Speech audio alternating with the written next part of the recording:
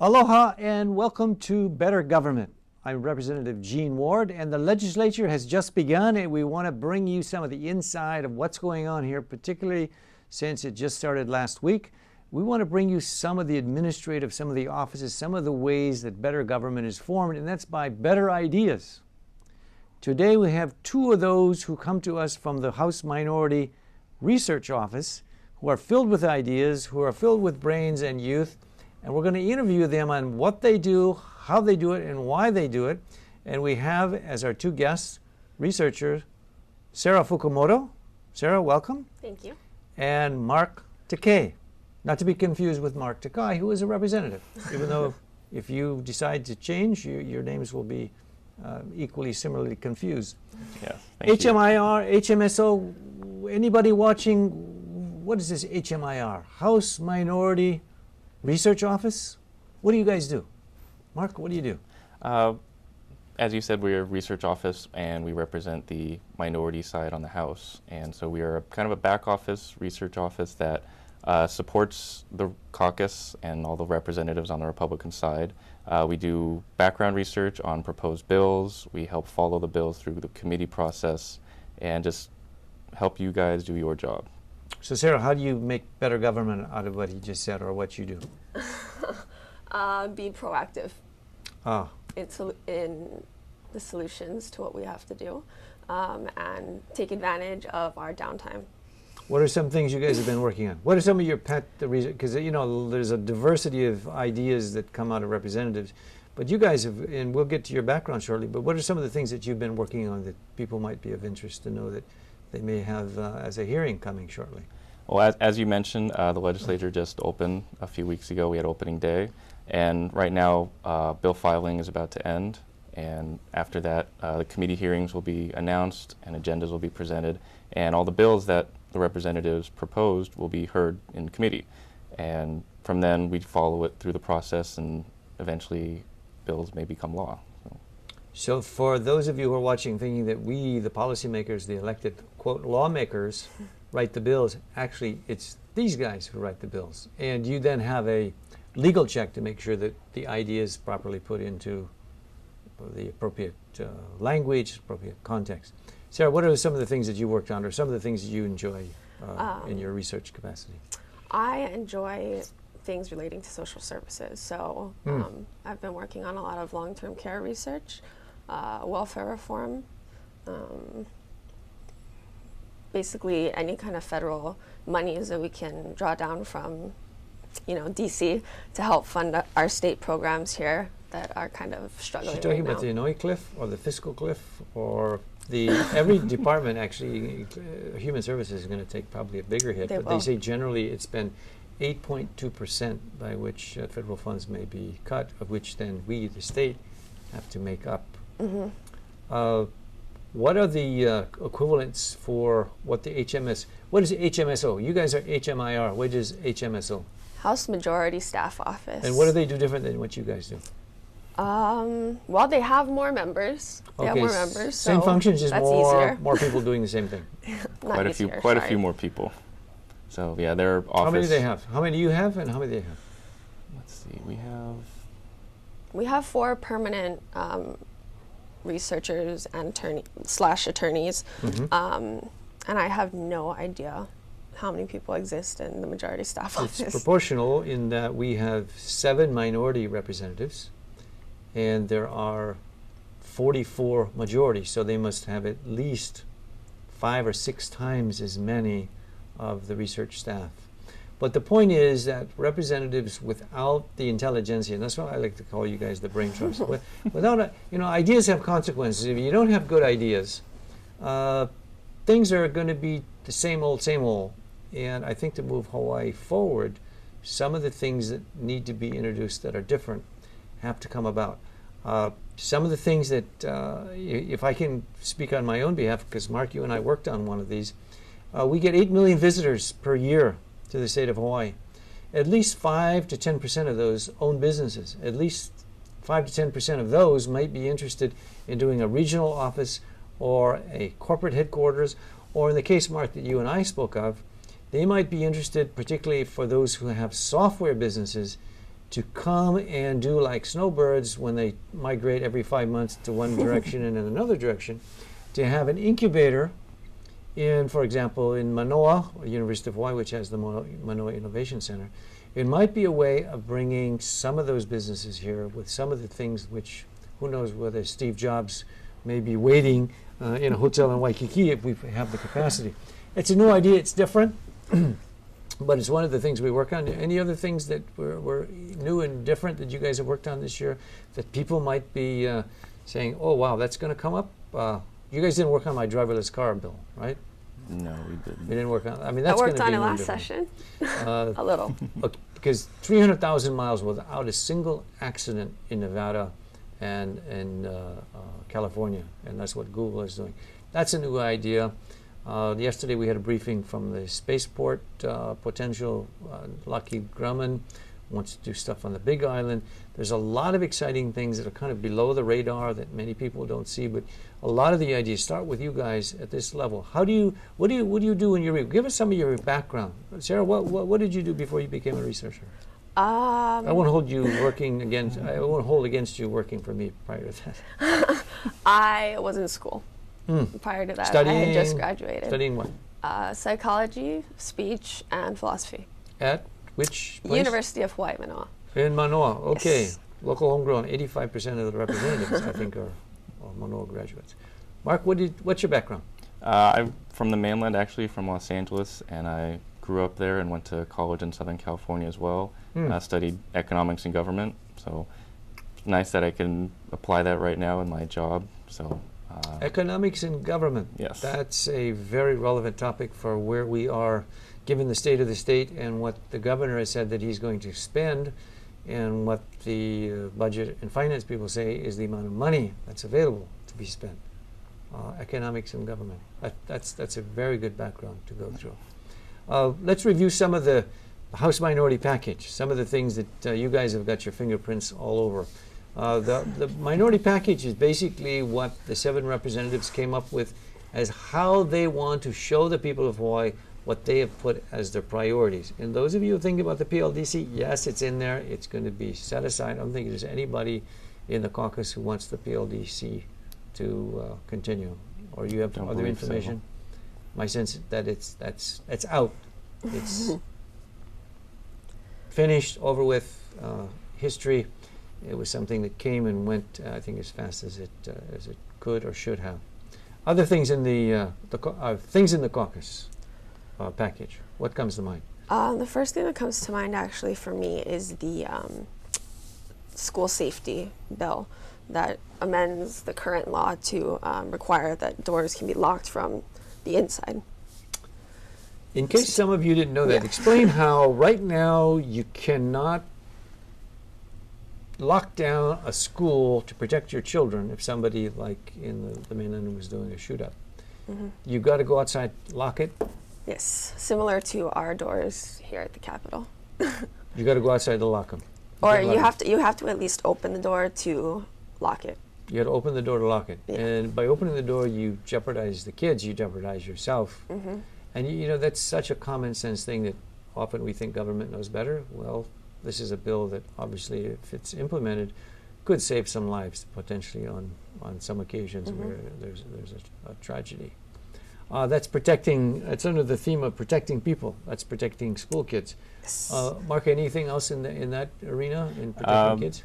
The caucus proposed a bill relating to concussions for high school students and those of high school and younger age.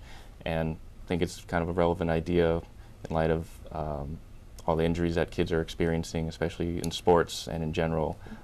Hear on the news a lot about football players and the injuries and the now, you know, you're talking to the quarterback who played football, and probably because he's been with a lot of head injuries, maybe not the sharpest tool in the shed, but football is a rugged, definitely trauma to the brain, potentially. So that's a bill to protect the kids, particularly the younger kids, right? Yes. Who are kind of subject to a lot of impacts, which heretofore was sort of unprotected.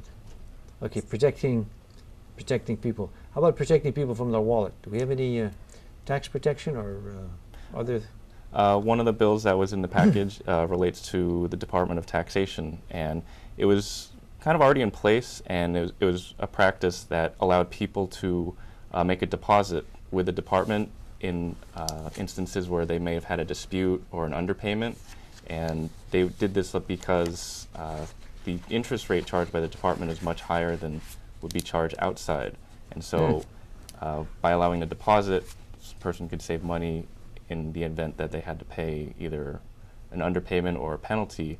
And the bill that has been proposed just codifies in the HRS, or the Hawaii Revised Statutes, this practice that's already been done.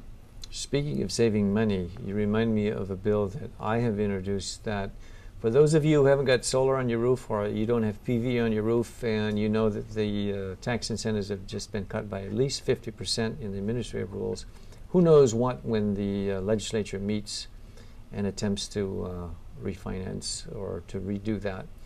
The bill I put in actually says if you have adjusted gross income of under $100,000, you can get these multiple tax credits. Right now we have, in these lights that are brightening up the studio, less than 1% of this energy is produced by PV. Less than 1%. A lot of my colleagues and a lot of people out there are thinking that, oh, PV is just ripping us off and whatever. Well, we got is an infant industry. I call it the zygote industry. It's not even an infant yet. It's not even born yet.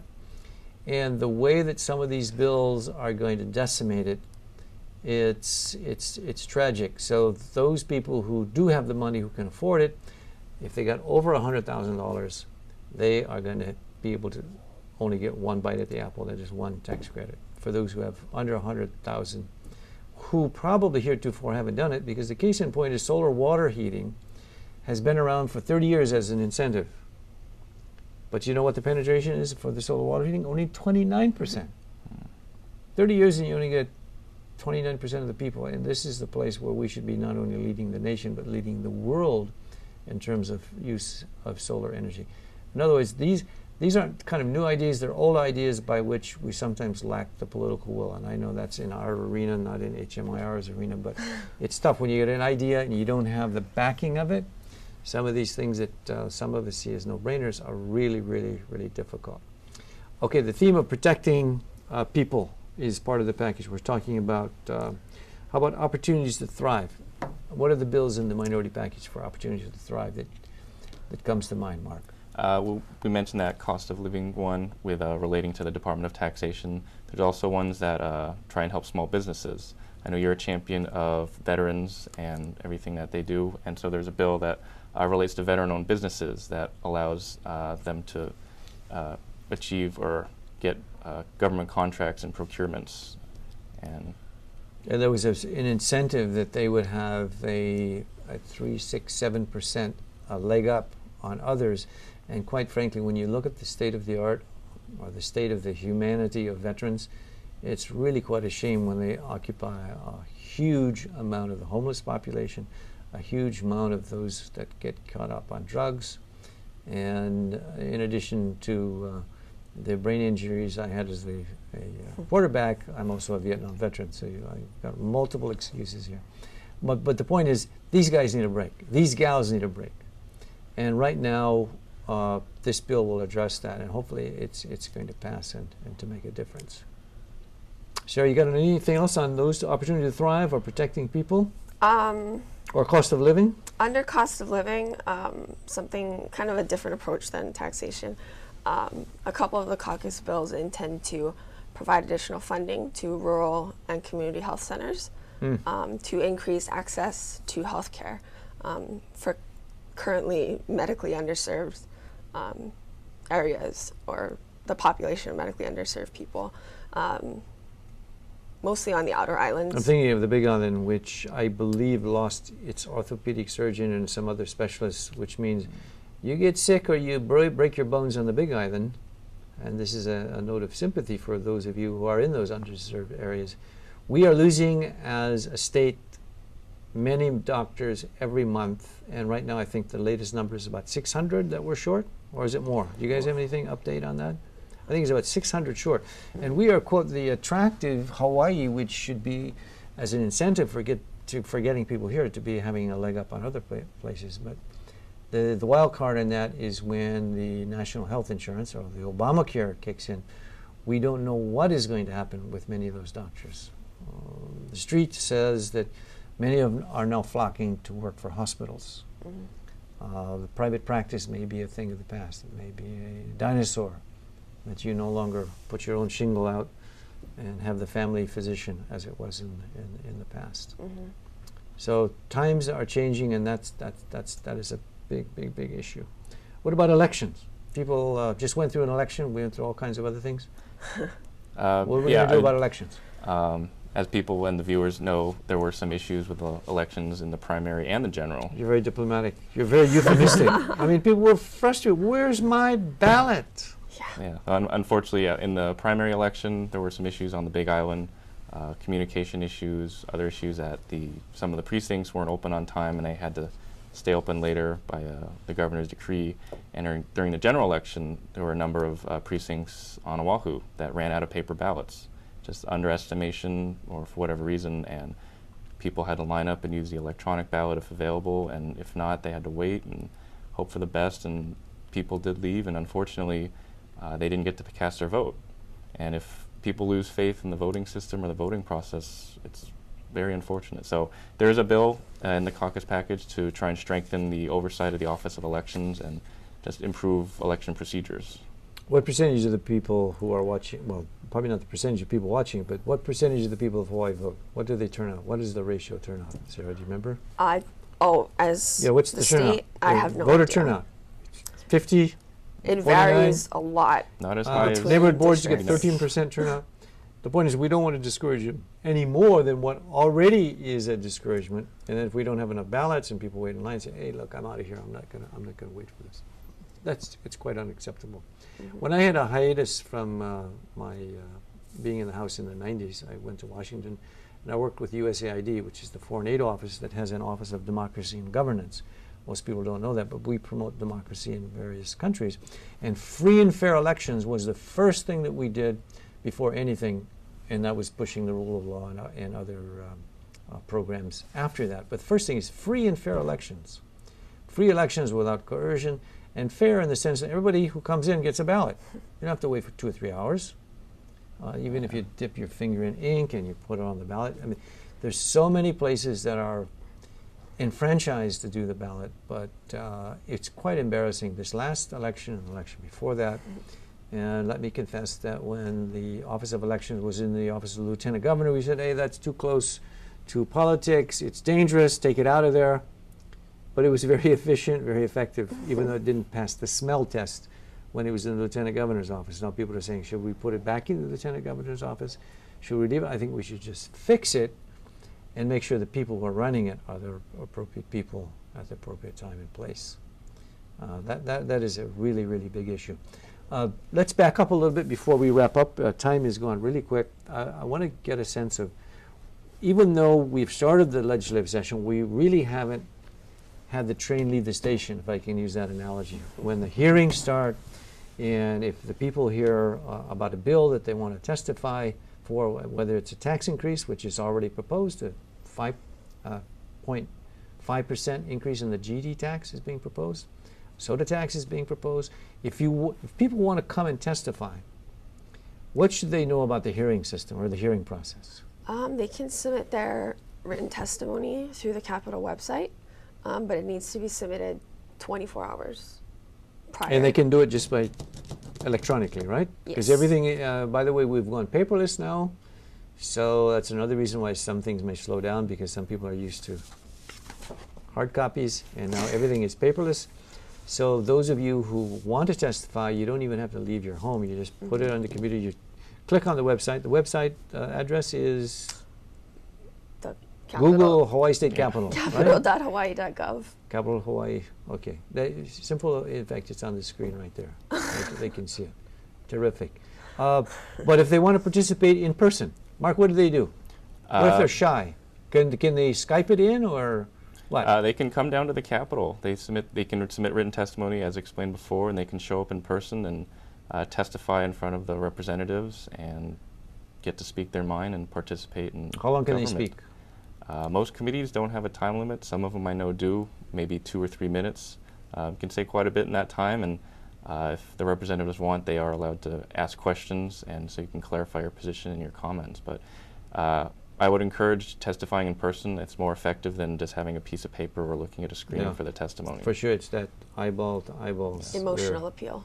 It makes a big difference. Even though we got all this modern technology, coming in person, coming down, and you don't have to slam the table, you just show what your feelings, your story, your data is.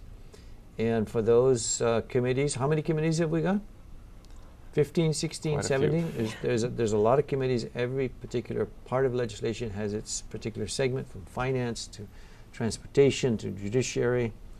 And participation is always welcome. And it's where I think the majority of people don't exercise that option, but everyone has equal access to making a difference. And opinions really influence people. When we get a number of faxes on an issue, when we get a number of phone calls on an issue, when we get a number of people who are coming into the office, we pay very strict attention. That's the great thing about democracy, is that its accessibility to the people, particularly in Hawaii, when you see them at the supermarket, post office, in the lines all over the community. Things that we can expect in bills that the public, if they do come and testify. What's a sample of some of the things that are coming up in the legislature? I mentioned tax increases. There's going to be the PLDC, as you mentioned. PLDC is probably going to get knocked. Will it survive the knockout? It's probably going to get knocked out, and then they'll probably pick it up and say, okay, we can resuscitate it by tweaking here and tweaking there a little bit. What's your prognosis? I know many people in the public are adamantly opposed to it and would like to see it repealed. So I can see it being repealed. I can also see it being tweaked to satisfy the public's desire to have a better process in place. Remains to be seen, but that is going to be a big issue. Okay. What issues do you anticipate coming up, Sarah? I foresee a lot of human services and healthcare related issues, particularly in the areas of long-term care to address our aging population. That's just unbelievably, it's increasing. So everybody stay healthy. Long-term care, we don't have it yet. And it's basically you, your family, and your physician. And so start saving. That's a good point. Start saving, preparing for that future. Because we do have the longest lifespan of the nation. I mean, that's a blessing, really. Marc, what about marijuana? Is that going to come up? We've got a lot of bills. What are some of the marijuana bills that they're going to? I could see it being an issue as well. Probably something get proposed that they want to legalize it, and not just for medical usage. Some other states in the last general election legalized it as well. So there may be some that want to explore that possibility. You know, I was thinking that it was a rather benign thing, except when I had Hinamauka, the guys who do drug treatment. He said, in your generation, probably more my generation, when marijuana was just experimental sort of thing, they said the marijuana now, you think GMO is a big deal. The marijuana that they're producing now is 25 times more powerful than it was when it came to the U.S. after the Vietnam War in the 60s and 70s. 25 times more. So when you think it's just a marijuana one, that is a different ballgame. And that's why I've never really got on that marijuana bandwagon. But who wants to bet something about Waikiki gambling? Is there going to be any bills on casino gambling? Is Joe Suki the Speaker of the House? Does Joe Suki like gambling? For sure you're going to see a gambling bill. And I've seen two. One is a standalone in Waikiki, and it's casino gambling. And the other one, I think, is suggestive of gambling on the Native Hawaiian, more on the way that Native American Indian reservations have been doing. So every year it comes up, every year it goes down, and I think all the forces out there, and whatever side you're on this, you should be preparing, because there's going to be a big showdown on that one. Probably two other controversial ones, those who are of the same sex who want to marry, that's going to be heard.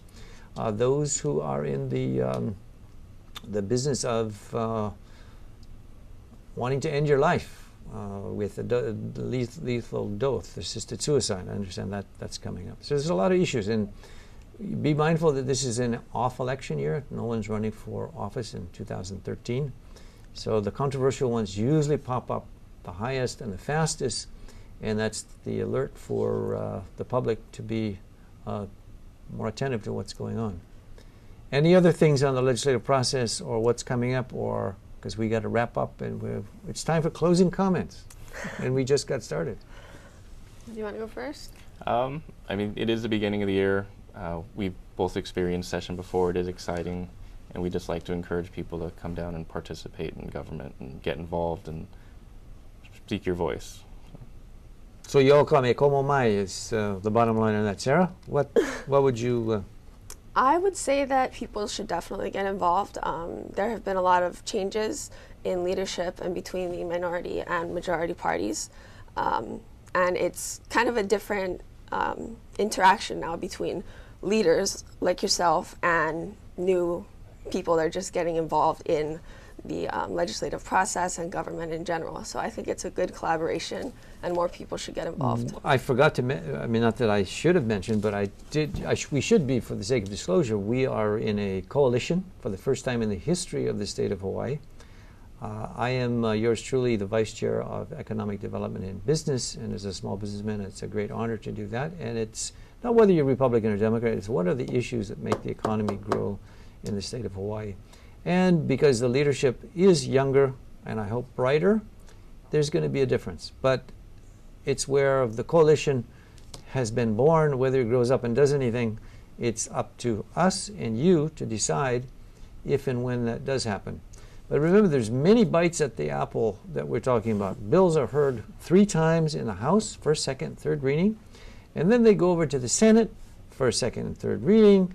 And then there's a compromise if they don't agree on it. So there's 7 or 8 bites at the apple. So there's always a better chance to get better government. And that's why we're here to invite you, saying, e komo mai, there's better government because it's in your hands.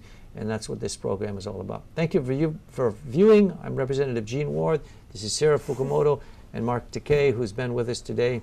And we look forward to seeing you the next time when government even gets better. Thank you and aloha.